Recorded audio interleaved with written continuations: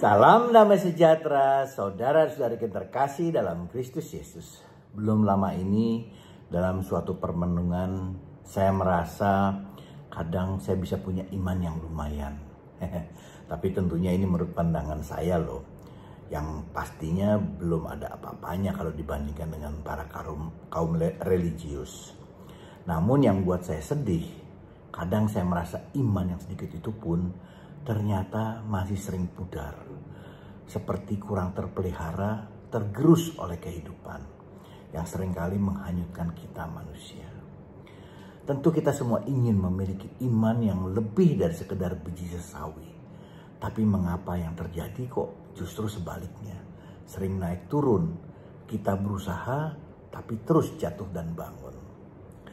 Banyak kisah di kitab suci yang dapat kita baca yang mengajarkan dan menyadarkan kita bagaimana cara kita memelihara iman. Seringkali kita temui relasi yang hangat dengan Tuhan itu ternyata membawa atau memberi kita kehidupan. Seperti aliran air yang mengairi taman sehingga semua terpelihara dan menjadi indah. Sementara putusnya relasi dengan Tuhan seperti terputusnya juga aliran rahmat itu sendiri. Sehingga terjadi bencana kekeringan. Salah satu kisah menarik untuk kita cermati adalah kisah Nabi Elia yang terjadi pada zaman Raja Ahab di 1 Raja 17, 1-16. Saat terjadi bencana kekeringan, Elia menderita kelaparan seperti juga kebanyakan orang Israel lainnya. Elia hampir putus asa akibat kemarau yang luar biasa. Tidak ada tumbuhan, tidak ada makanan, tidak ada kurangnya air, bencana kekeringan, kelaparan, dan sepertinya mereka akan segera mati. Kemudian Tuhan menyuruhnya pergi dengan berjalan ke arah timur dan tinggal di tepi sungai Kerit. Sungai Kerit ini sebetulnya sungai kecil seperti Krik atau mungkin selokan yang agak besar. Agar minum dari sungai itu, dan hebatnya Tuhan akan menyuruh burung gagak untuk menyediakan makanan baginya. Dan Elia, dia memilih untuk percaya pada Tuhan dan mengikutinya. Dia tidak mengandalkan dirinya sendiri, tapi mengandalkan Tuhan sepenuhnya. Dia minum dari air sungai kecil itu dan makan dari pemberian gagak. Bagaimana dengan kita? Apa kita bisa melakukannya? Bukankah kita juga sering atau mungkin pernah mengalami kondisi yang mirip dengan Elia? Mengalami kekeringan di mana sumber daya kehidupan sepertinya sudah tidak ada lagi. Memang mungkin belum tentu kering secara fisik, tapi bisa juga kering secara mental dan spiritual. Tentu akal sehat kita akan berpikir dengan keras. Bagaimana caranya kita bisa bertahan? Dan kita akan berusaha tentunya dengan cara kita. Kita mungkin berdoa kepada Tuhan. Kita minta kepada Tuhan untuk memberikan apa yang bisa membantu kita. Tapi apa kita bisa percaya begitu saja dengan cara Tuhan untuk mencukupi kita? Dengan siapa Tuhan akan mengirim penolong bagi kita? Bayangkan, saat sedang hebatnya bencana kekeringan, kekurangan air, Elia malah disuruh pergi ke sungai Kerit yang kecil tadi. Kenapa bukan ke sungai Yordan yang besar? Apalagi Tuhan mengatakan akan memerintahkan burung gagak untuk memberinya makan. Ini tentunya hal yang aneh dan rasanya kok kurang masuk akal ya. Kalau kita, apa kita berani taat? Terus terang loh, kalau mungkin saya ragu. Tapi mungkin perlu kita sadari, kadang-kadang jawaban Tuhan kepada kita datang dengan cara yang gak bisa kita tebak. Cara yang misterius tentunya, bahkan katanya juga kadang di luar nalar kita sebagai manusia. Bahkan kemudian saat sungai Kerit mulai kering, Elia melihat, wah kok setiap hari arusnya makin kecil ya, makin kering, air makin sedikit. Kalau kita yang ngalamin, pasti kita akan khawatir. Kita was-was, kita takut, kita bingung. Aduh, harus bagaimana nih aku nih? Gimana nih? Kok kejadian di lapangan berbeda dengan harapan-harapan kita? Tapi disinilah istimewanya Elia. Dia tidak panik, dia tetap tenang, dan dia tetap memilih untuk taat dan percaya kepada Tuhan. Sehingga dia kembali mendengar suara Tuhan yang menyuruhnya pergi ke Sarfat menemui seorang janda.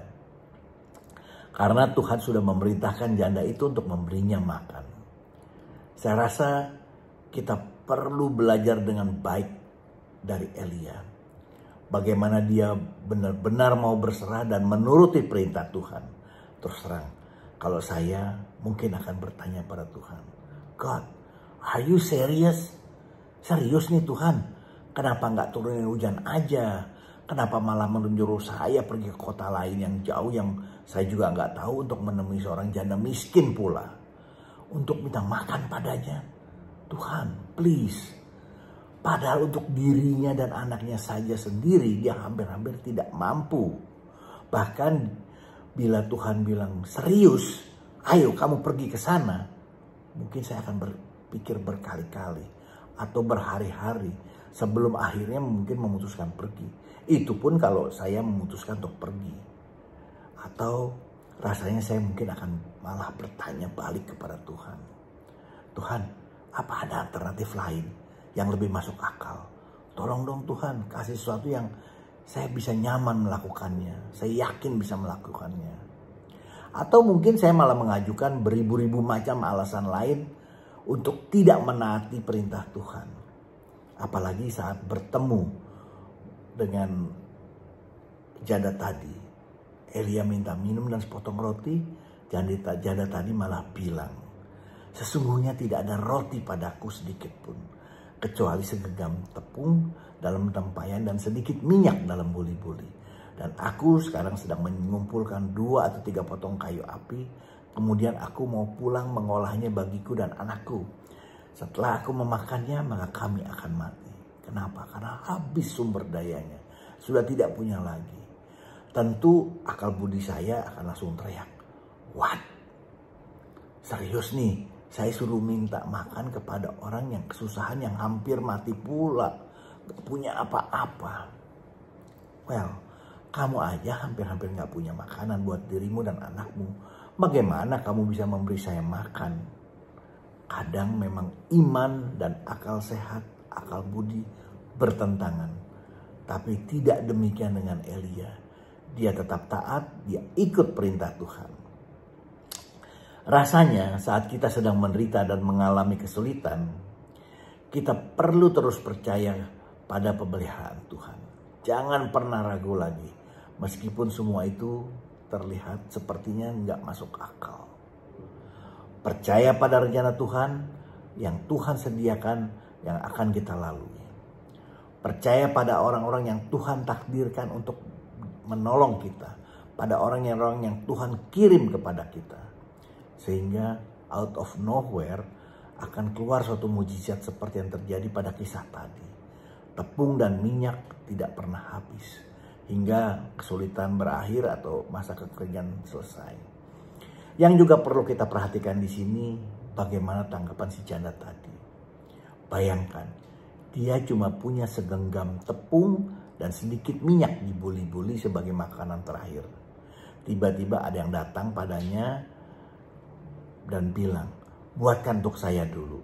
Nanti tepung dan minyakmu tidak akan pernah habis. Dan kemudian kamu bisa lakukan rencana awal kamu memasak untuk kamu dan anakmu. Kira-kira apa yang terjadi kalau janda tadi bilang, wah gimana kamu ini? Saya sendiri lapar loh. Kenapa saya sekarang mesti memberi makanan terakhir saya untuk kamu? Sepertinya kamu mau nipu saya ya. Nah, kalau si janda tadi tidak mau memberikan, mungkinkah kisah tadi tetap berakhir dengan happy ending? Tuhan punya cara lain lagi tentunya. Ada hal yang dapat kita pelajari di sini. Ternyata saat kita percaya dan menebar kebaikan, maka kebaikan itu akan kembali kepada kita. Iman itu adalah sesuatu yang luar biasa. Ibrani 11 ayat 1 mengatakan, iman adalah dasar dari segala sesuatu yang kita harapkan dan bukti dari segala sesuatu yang tidak kita lihat. Bukankah akal budi mengajarkan kita bagaimana perjalanan kita hingga saat ini? apa yang sedang kita alami?